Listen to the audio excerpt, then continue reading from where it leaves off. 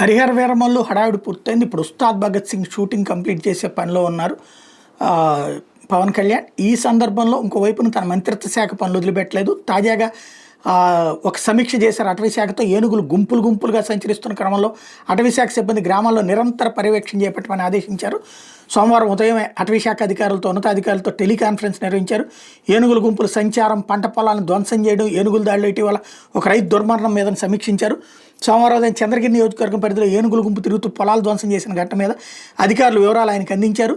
11 ఏనుగులు, ఇందులో 4 ఏనుగులు పిల్లలు కూడా ఉన్నాయి. ఒక గుంపుగా తిరుగుతూ కళ్యాణి డ్యామ్ సమీపంలోని సత్సాయి ఎస్టీ కాలనీ దగ్గర పొలాలు తోటలు తొక్కేశాయని చెప్పుకొచ్చారు. డ్రోన్ ద్వారా ఏనుగుల గుంపు కదలికలను పరిశీలిస్తున్నట్టు చెప్పుకొచ్చారు. పవన్ కళ్యాణ్ ఈ సందర్భంగా కీలకమైనటువంటి సూచనలు చేసుకొచ్చారు. వాళ్ళకి దిశానిర్దేశం చేశారు.